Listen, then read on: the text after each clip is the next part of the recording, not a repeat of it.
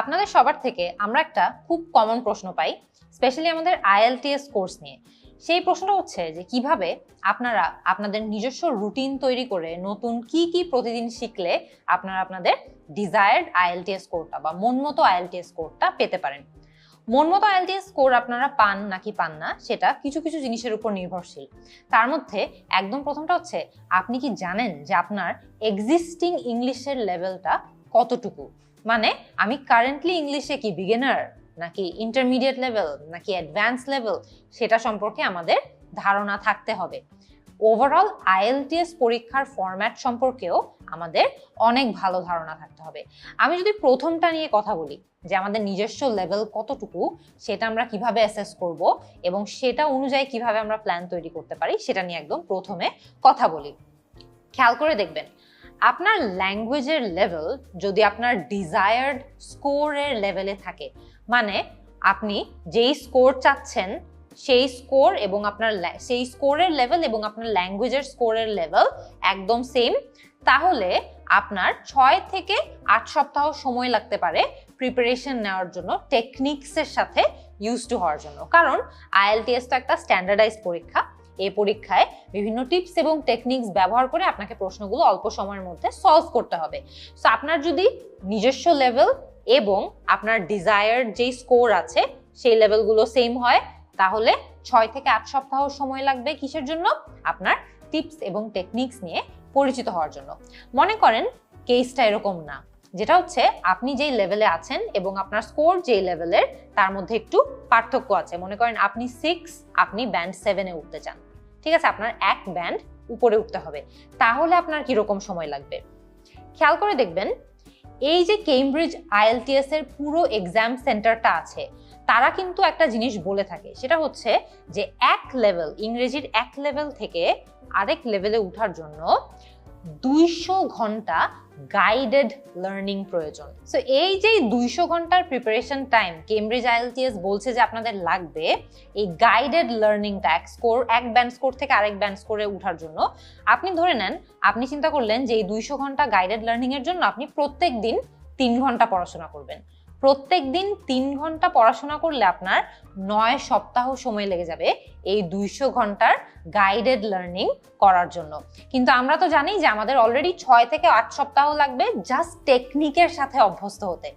তো সেই 6 থেকে 8 সপ্তাহ প্লাস এই যে 9 সপ্তাহ আপনার লাগবে এক ব্যান্ড স্কোর থেকে আরেক ব্যান্ড স্কোরে যাওয়ার জন্য, এই টোটাল টাইমটা হবে আপনার টোটাল প্রিপারেশন টাইম। মানে আপনার টোটাল 15 থেকে 17 সপ্তাহ বা 15 to 17 উইকস টাইম লেগে যাবে জাস্ট IELTS প্রিপারেশন নেওয়ার জন্য না, আপনার এক ব্যান্ড স্কোর থেকে আরেক ব্যান্ড স্কোরেও উঠার জন্য। আপনি 6 থেকে 7-এ উঠতে চাইলে আপনার কিন্তু এরকম সময় লেগে যাবে।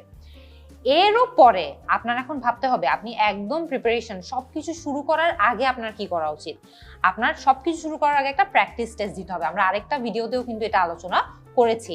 এটা করলে যেটা হবে, আপনি আপনার উইক এরিয়াসগুলো আইডেন্টিফাই করতে পারবেন, কোন জায়গাগুলোতে আপনার বেশি কাজ করা দরকার সেই জায়গাগুলো আইডেন্টিফাই করতে পারবেন। তার পরবর্তীতে আপনার স্টাডি প্ল্যান কি হওয়া উচিত? আপনার স্টাডি প্ল্যান, কথার কথা আপনি ভেবে নিলেন, আপনি প্রত্যেকদিন একটা করে সেকশন প্র্যাকটিস করবেন। আজকে রিডিং প্র্যাকটিস করবেন, কালকে রাইটিং প্র্যাকটিস করবেন, এভাবে করে 4 দিনে 4টা সেকশন প্র্যাকটিস করবেন। আপনার হাতে যদি 3 মাস সময় থেকে থাকে, তাহলে কি দাঁড়ায়? 4 দিন 4টা সেকশন প্র্যাকটিস করব, 5 নম্বর দিনে গিয়ে আমি একটা মক টেস্ট দিব।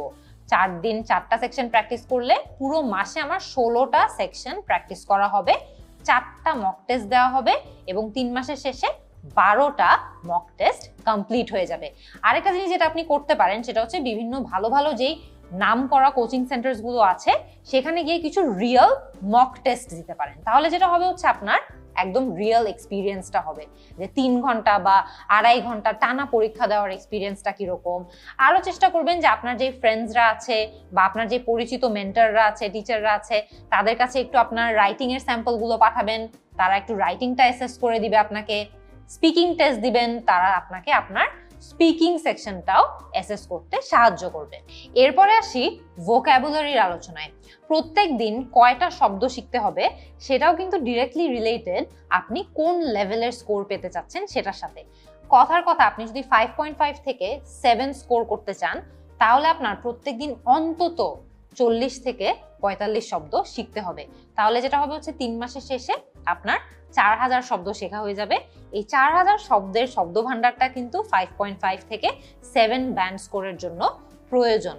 আরো বেশি ব্যান্ড স্কোর যদি আপনি চেয়ে থাকেন তাহলে আপনার আরো বেশি শব্দ শিখতে হবে। সাধারণত দেখা যায় অনেক ভোকাবুলারি আমাদের জানা থাকে, অনেক ভোকাবুলারি নতুন করে শিখতে হয়, তো সেটাও মাথায় রাখতে হবে। যাই আপনি শিখবেন চেষ্টা করবেন একটা খাতায় লিখে রাখতে, তার সাথে তার অর্থ লিখে রাখতে পারেন, তার বাংলা অর্থ লিখে রাখতে পারেন, একটা বাক্য লিখে রাখতে পারেন, তাহলে ওটা বেশি বেশি প্র্যাকটিস করার সম্ভাবনা রয়েছে এবং আপনার মনে থাকারও চান্স আরো বেড়ে যায়। একদম শেষে এটা আবারও বলতে চাই যে আপনার যত এক্সাম ডেট কাছে আসবে বা যত এক্সাম ডেট আপনার একদম ক্লোজ আসতে থাকবে, আপনি চেষ্টা করবেন আরো বেশি বেশি করে এক্সট্রা কয়েকটা মক দিতে। এই এক্সট্রা মকগুলো দিলে আরো বেশি আপনি এক্সাম জোনে ঢুকে পড়বেন, এটা আপনাকে আরো বেশি সাহায্য করবে।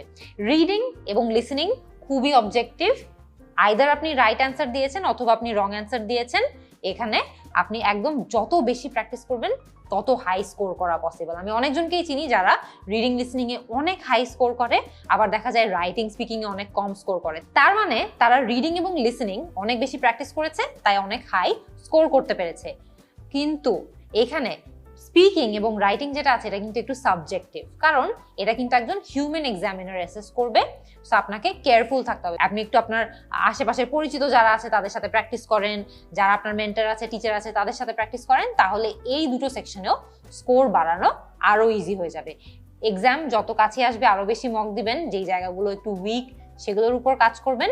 তাহলে আপনাদের যেটা মাথায় রাখতে হবে, এই যে নিজস্ব রুটিন বানিয়ে পুরো পার্সোনালাইজ করে, যে আমরা শিখলাম না আজকে যে আমাদের ইংলিশের লেভেল কতটুকু হলে কতটুকু সময় লাগতে পারে, একদম নিজস্ব পার্সোনালাইজ একটা প্ল্যান তৈরি করাও কিন্তু সম্ভব। একদম সবকিছু প্রপারলি করে আপনি যদি প্রত্যেক দিন আপনার যে জায়গাগুলো উইক এরিয়াস রয়েছে সেগুলোর উপর বেশি বেশি করে কাজ করেন, এক্সামের আগে একটু এক্সট্রা মক দেন, তাহলে পুরো এক্সাম সিচুয়েশনটা নিয়ে আরো বেশি অভ্যস্ত হবেন। এগুলো সব যদি আপনি করে থাকেন তাহলে আশা করি আপনি আপনার ডিজায়ার্ড আইএলটিএস স্কোরটা অবশ্যই পাবেন।